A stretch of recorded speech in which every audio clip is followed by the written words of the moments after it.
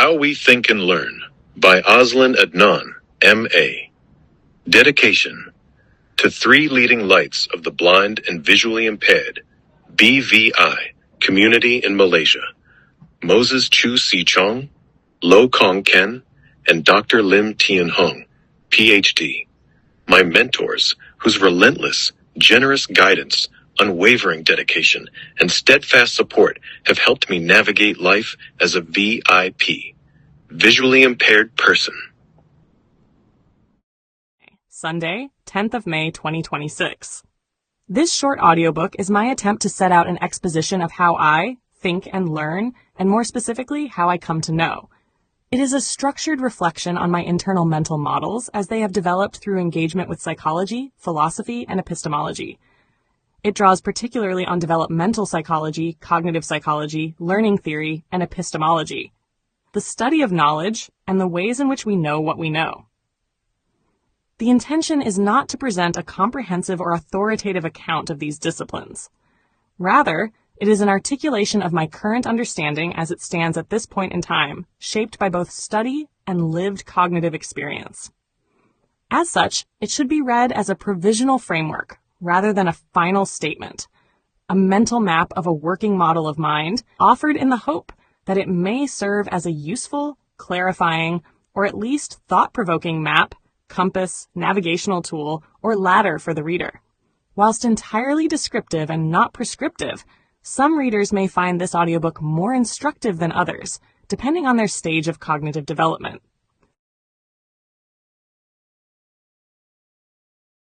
George Kelly's Personal Construct Theory by AZLAN ADNAN, M.A., Sunday, 10th of May, 2026. In the 1930s, during the Dust Bowl and the Great Depression, clinical psychologist George Kelly worked as a traveling counselor across the American Midwest. He went from farm to farm offering psychological help to struggling farmers. What caught his attention was a consistent pattern: 2 farmers living next to each other, facing almost identical conditions. The same severe drought, the same crushing debt, the same dying crops would respond in completely opposite ways. One farmer would become demoralized and eventually give up. The other would stay calm, keep experimenting with new approaches, and often find a way to survive. This observation planted the seeds for what later became Kelly's most important contribution.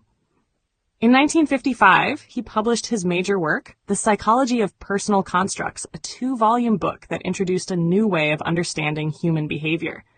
Kelly's central insight was this: human beings do not merely react to the world, they actively interpret it. Each person develops a unique set of personal constructs, which function like internal mental templates. These constructs are bipolar in nature. We understand things by placing them between 2 opposite poles. For example, friendly versus hostile, safe versus dangerous, predictable versus unpredictable, or competent versus incompetent. These personal constructs are not the same as 2 more familiar concepts, mindset and worldview, even though the 3 are closely connected. A mindset refers to your beliefs about yourself and your abilities. It includes your core values and belief systems about whether traits like intelligence or character are fixed or can be developed. A worldview, by contrast, is much broader. It contains your fundamental assumptions about life, human nature, morality, and how the world fundamentally operates. Personal constructs sit beneath both. They are the basic building blocks. Your mindset and worldview are formed from the specific set of constructs you have developed over time. A person with many rigid constructs will tend to have a fixed mindset and a pessimistic worldview. Someone whose constructs are more flexible will usually show a growth-oriented mindset and a more adaptable worldview. It is unfortunate that personal construct theory is rarely taught outside specialized psychology courses because its implications reach far beyond clinical practice. In fact, personal construct theory also has relevance to learning theory, pedagogy, and philosophy. This idea that each of us actively constructs our own version of reality leads directly to the next key concept, the biological idea that every organism, including every human being, actually lives in its own unique subjective universe, a concept known as the Umwelt.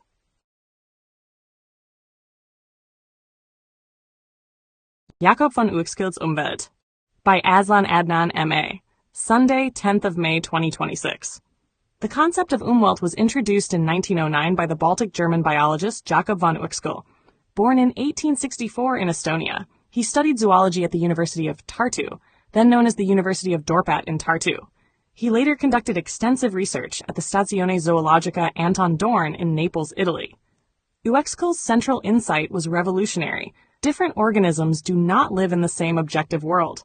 Instead, each species lives in its own unique subjective universe, its Umwelt. According to Uexküll, an animal's Umwelt is determined solely by its sensory organs and nervous system.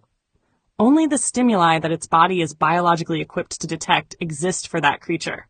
Everything else is invisible to it. A classic example is a tick, a blood-sucking arachnid. For this tiny creature, the entire world consists of just 3 sensations: the smell of butyric acid found in animal sweat, the heat of a warm-blooded body, and the touch of hair. Once it detects these, it drops onto its host, feeds, and then falls off. Its entire life cycle driven by these 3 signals alone. A bee lives in a world dominated by ultraviolet light and the polarization of sunlight. A dog experiences a world in which smell is hundreds of times richer and more detailed than anything a human can perceive. When we apply this concept to human beings, the implications are profound. Each person does not merely have different opinions. They literally live in a different subjective universe. Your Umwelt is shaped by your personal constructs, your experiences, your values, your fears, and your expectations. 2 people can witness the exact same event and yet experience 2 completely different realities. This naturally brings us to cognitive dissonance, the intense psychological discomfort that occurs when new information threatens to shatter or contradict the constructs that form our personal Umwelt. Cognitive Filters and Cognitive Dissonance by AZLAN ADNAN, M.A., Sunday, 10th of May, 2026. Human beings do not experience reality directly. What we call reality is actually a filtered interpretation of reality. At every moment, the human brain is bombarded by an overwhelming flood of sensory information: sounds, colors, movement, language, facial expressions, memories, emotions, bodily sensations, social cues, and environmental signals. The nervous system cannot consciously process all of it simultaneously. If it tried, the mind would collapse under informational overload. To solve this problem, the brain uses cognitive filters. Cognitive filters are the mental mechanisms that determine which information is allowed into conscious awareness and which information is ignored, suppressed, distorted, or reinterpreted.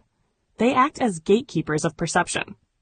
These filters are shaped by personal experience, emotional conditioning, cultural upbringing, education, trauma, ideology, memory, personality, and biological predisposition. In many ways, cognitive filters function as the operational machinery of the Umwelt. Jakob von Uexküll argued that every organism lives inside its own subjective universe, determined by the sensory systems available to it. Human beings operate similarly, but with an additional layer of psychological interpretation. We do not merely filter sensory information biologically, we also filter reality cognitively. This means 2 people can stand in the exact same room, hear the same words, witness the same event, and yet walk away with entirely different interpretations of what occurred. The event itself may be identical. The experienced reality is not. One person may interpret criticism as useful feedback. Another interprets the same criticism as humiliation or personal attack. One person sees uncertainty as danger. Another sees uncertainty as possibility. One individual notices opportunity everywhere. Another notices only threat and limitation. Their cognitive filters determine which aspects of reality become psychologically real to them. This idea connects directly to George Kelly's personal construct theory. Kelly argued that human beings interpret the world through internal systems of personal constructs, mental categories that organize experience into oppositional pairs, such as safe versus dangerous, trustworthy versus deceptive, competent versus incompetent, or success versus failure. Cognitive filters are built from these constructs. Once a construct becomes deeply embedded, the mind begins selectively filtering reality in ways that reinforce it. This process is often unconscious. The brain continuously searches for evidence that confirms existing constructs, while minimizing or rejecting evidence that contradicts them. Psychologists refer to this tendency as confirmation bias. But confirmation bias itself is only one expression of a larger filtering system. Over time, these filters become self-reinforcing. A person who unconsciously believes people cannot be trusted will disproportionately notice betrayal, deception, and dishonesty while overlooking acts of loyalty or kindness. A person whose construct is "I am inadequate" will often reinterpret success as luck while treating criticism as proof of personal failure. The filter shapes perception. Perception shapes interpretation. Interpretation reinforces the original filter. Eventually, the construct becomes experienced as reality itself. This is where cognitive dissonance emerges. The concept of cognitive dissonance was introduced in 1957 by social psychologist Leon Festinger. Festinger proposed that human beings experience intense psychological discomfort when they encounter information that directly contradicts their existing beliefs, constructs, or behaviors. Cognitive dissonance is not merely intellectual disagreement. It is psychological tension. The discomfort can become so powerful that people will often distort reality itself in order to reduce it. When new information threatens a deeply embedded construct, the mind experiences instability because the construct is part of the person's internal psychological architecture. If the construct collapses, the surrounding worldview may begin collapsing with it. As a result, people unconsciously deploy defensive cognitive filters to protect their existing worldview. They may deny evidence, dismiss sources, rationalize contradictions, reinterpret facts, attack the messenger, or selectively remember only information that preserves internal consistency. The greater the emotional investment in a construct, the stronger the defensive reaction tends to become. This is why deeply held political, religious, and ideological beliefs are often resistant to evidence. The issue is not usually intelligence. The issue is structural psychological stability. To threaten a person's core constructs is, in many cases, to threaten their entire psychological umwelt. The mind therefore treats contradictory information almost like an immune system threat. Ironically, highly intelligent people are not necessarily less vulnerable to this process. In some cases, they become even more skilled at rationalizing contradictions because they possess greater verbal and analytical ability to defend existing constructs. Cognitive dissonance explains why individuals can maintain contradictory beliefs for years while remaining unaware of the contradiction itself. It also explains why genuine philosophical thinking is psychologically difficult. True philosophy requires the willingness to examine one's own cognitive filters instead of merely defending them. It requires the ability to tolerate uncertainty long enough for deeper understanding to emerge. Most people seek psychological comfort. Philosophical inquiry often destroys comfort. To examine your own filters honestly is to recognize that much of what you experience as objective reality may actually be interpretation layered upon interpretation. This does not mean reality itself is unreal. It means human access to reality is always mediated. Every human being lives inside a psychologically filtered umwelt, constructed from biology, memory, emotion, language, and personal constructs. And for most people, the most difficult thing in the world is not learning something new. It is seeing beyond the filters they mistake for reality itself. Cognitive filters do not operate in isolation. They are not passive lenses through which reality is simply seen, but dynamic selection systems that continuously maintain the integrity of a person's internal construct architecture. When new information enters the system, it is not evaluated neutrally. It is evaluated in relation to existing constructs, and more importantly, in relation to the stability of the entire umwelt those constructs sustain. This is where cognitive dissonance becomes structurally significant rather than merely psychologically uncomfortable. Cognitive dissonance is not just a feeling of contradiction. It is a signal that the existing construct system is under pressure.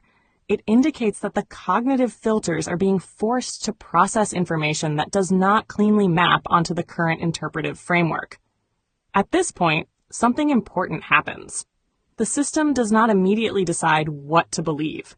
It enters a transitional state. This transitional state is not random. It is governed by implicit rules of acceptance and rejection that determine whether a new construct can be integrated, modified, or excluded.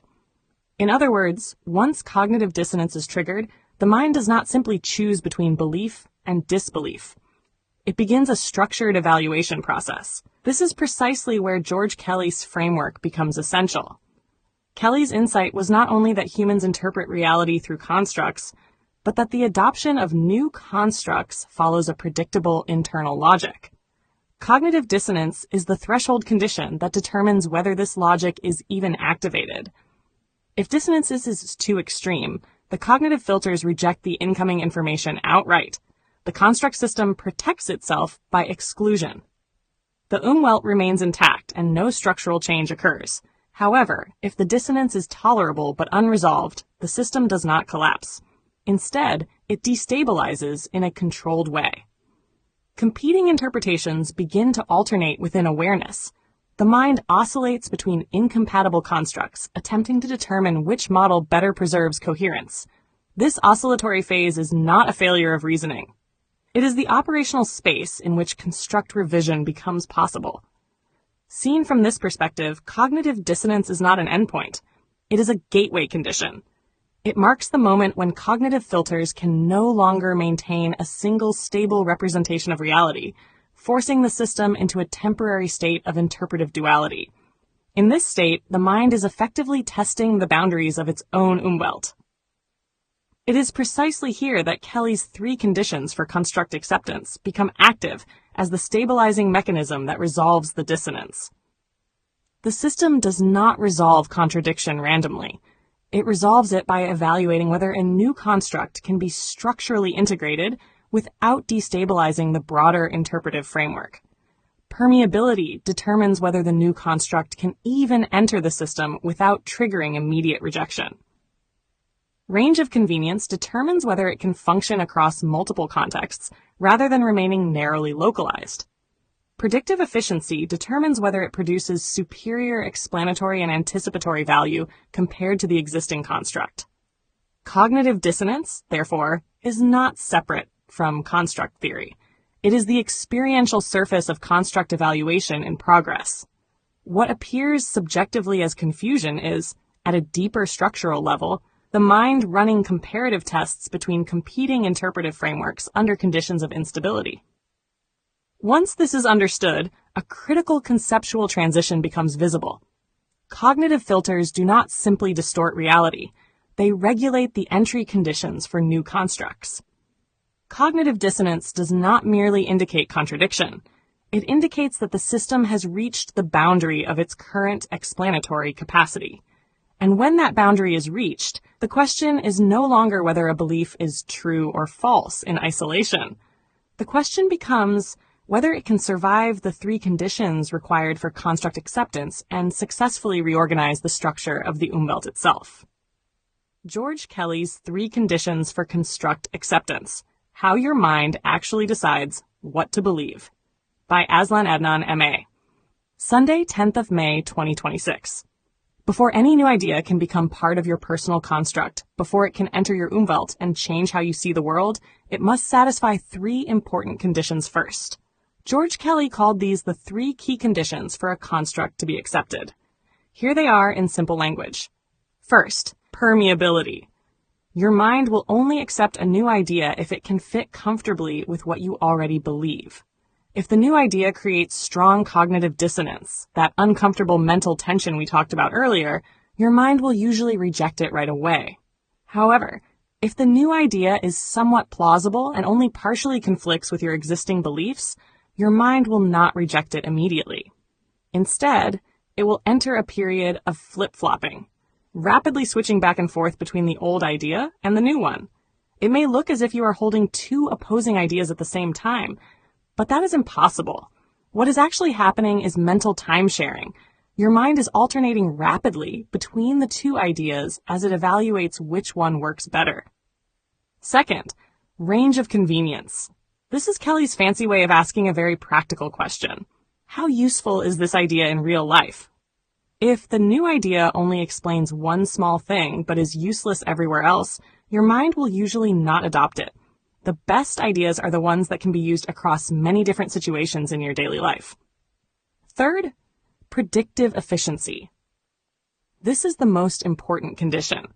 Your mind will ask, does this new idea actually help me predict what will happen next? If the new idea consistently makes accurate predictions, your mind will accept it.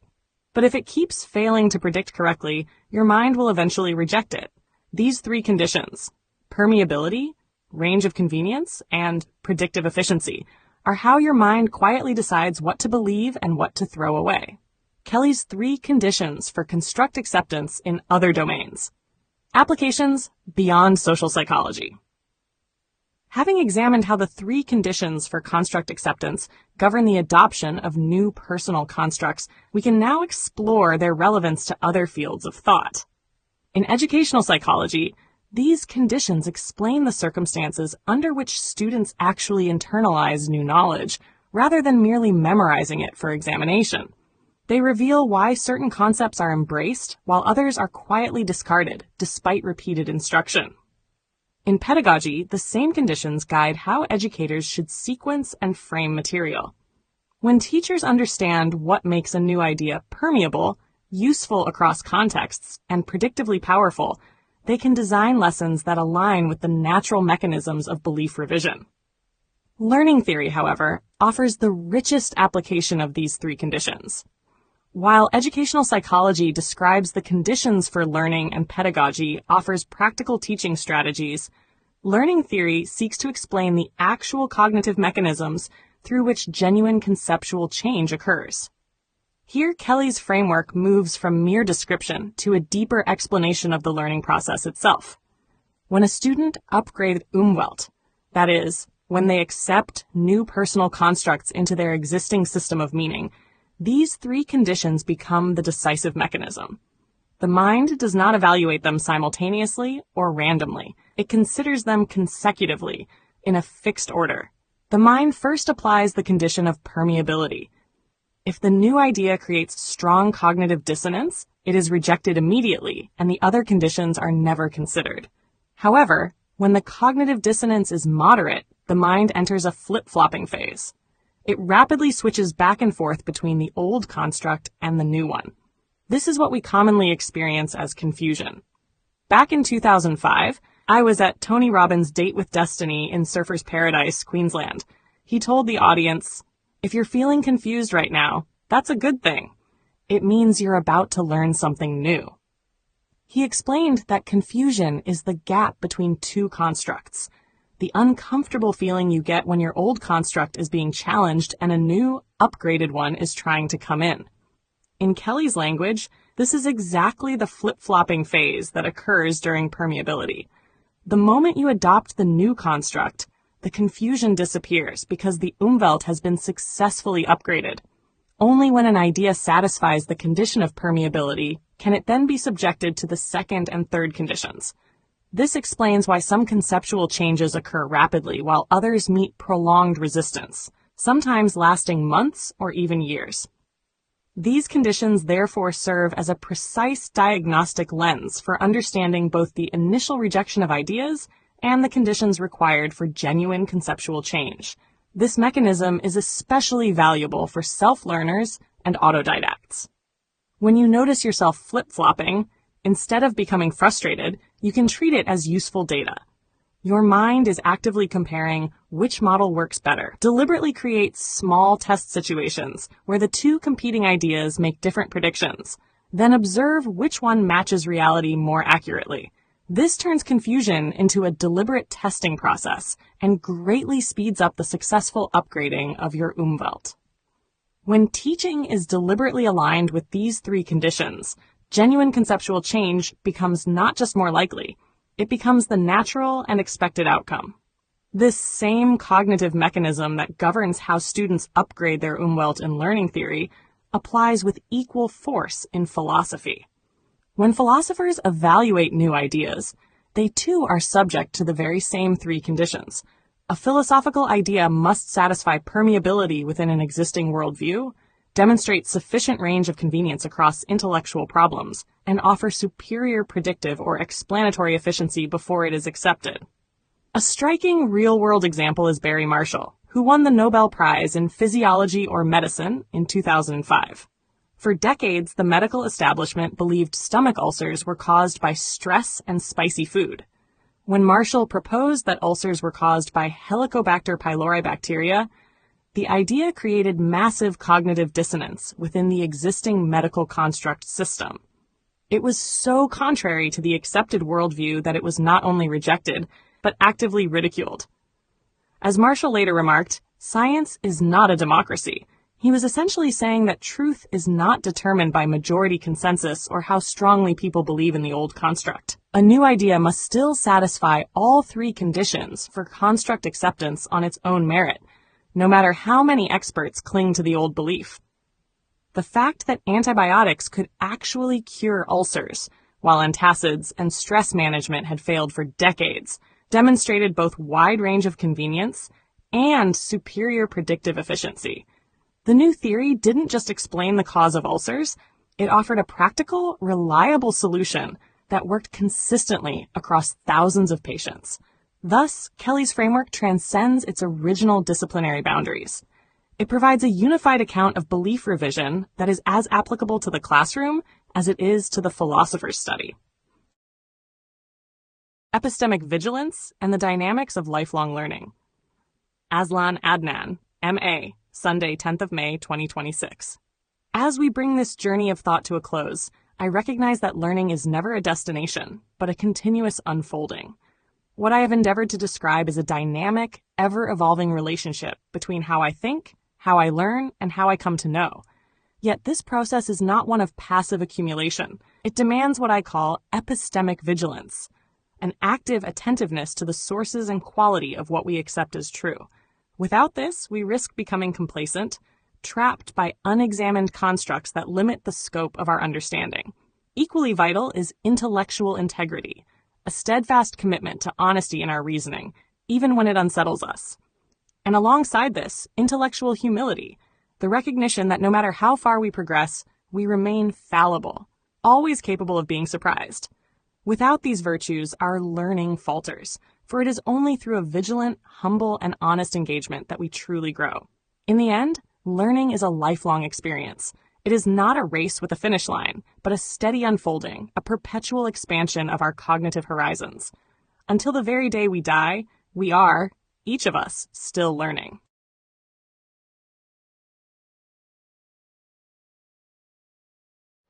About the author. High velocity, high granularity thinking. AZLAN Adnan is an autodidact and a polymath with an IQ of 168. He holds a Master of Arts in International Business and Management from the University of Westminster in London and a postgraduate certificate in teaching from Royal Holloway, University of London. His mind operates at a level that is visibly and measurably different from the average person. While most people think in linear, surface-level patterns and stay within narrow domains, AZLAN thinks in systems, layers, and deep causal connections. He moves at high velocity, rapidly synthesizing ideas while maintaining exceptional granularity, seeing fine details and subtle relationships that others completely miss. This rare combination of speed and resolution allows him to cross-pollinate concepts from physics, medicine, philosophy, consciousness studies, nutrition, politics, international relations, and religion in ways that feel both surprising and inevitable once you see them. This distinctive cognitive style is the driving force behind everything he writes. You can see it clearly in every chapter of this book and across the entire Mind Science series. The way he builds models, challenges entrenched assumptions, and connects seemingly unrelated phenomena is not just a writing style. It is how his mind naturally functions. AZLAN has written more than 100 books covering a remarkably wide range of subjects, including mind science, health and nutrition, politics, Islam, Russia, Iran, and international relations. Every single one of these books is released completely free in the public domain. All of them can be downloaded at no cost from Z Library. He deliberately places all his writings in the public domain because he believes that powerful, high-resolution ideas should not be locked behind paywalls or controlled by institutions. Knowledge and clarity of thought, in his view, belong to humanity. His goal is simple: to make these ideas freely available to anyone in the world who is ready and willing to engage with them, regardless of their financial situation or background. What you are about to read is therefore not an ordinary book. It is the direct output of a mind that thinks at a fundamentally different resolution. Every page reveals not only new ideas, but a completely different way of seeing and understanding reality itself. This is AZLAN ADNAN's Mind at Work. A Writer's Manifesto by AZLAN ADNAN, M.A. As an agent provocateur and change agent, I write to shift paradigms. Nothing more, nothing less. I draw inspiration from Robert Baden-Powell's parting words, "Leave the world better than you found it." I also take heed of Buckminster Fuller's reminder, not to fight old systems, but to build new ones so compelling that the old becomes obsolete. So here is my pledge. Every book I write enters the public domain the moment it is finished. No royalties, no gatekeeping. Download my work from my Telegram channels, Z Library, and pass it along. Copy it. Quote it. Seed it into every mind that needs it. If you gain something from these words, wonderful. Spread them freely and help someone else along their path. Should you wish to contribute, do so voluntarily. Not more than 5% of what you earn this month. The same principle as T. Harv Eker's fifth jar.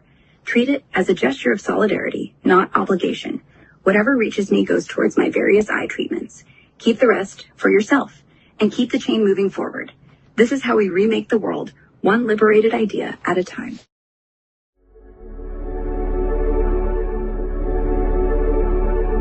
A heartfelt light. To every soul whose hand did give, you've helped me dream, helped me live. In darkest hours your light came through, with hearts so kind, so pure, so true. Your gifts, like stars in deepest night, have steered me gently toward the light. Each coin, each word, each silent prayer, a thread of hope so rich, so rare. My eyes once dimmed now seek the skies, and slowly clearer visions rise. Because of you, I dare to see the world again. Its grace, its plea. Your compassion's flame will not just stay with me alone. It lights the way for others wandering through despair to feel the warmth of selfless care. You've shown what love in action means, in quiet ways through giving scenes. You've built a bridge from soul to soul and made the broken feel more whole. So let this thanks rise like a song, a melody both soft and strong. May your example gently call more hearts to rise to give. To fall into the joy of lifting pain, of planting hope where none remains. Your kindness walks beside me still, a light, a love, a living will.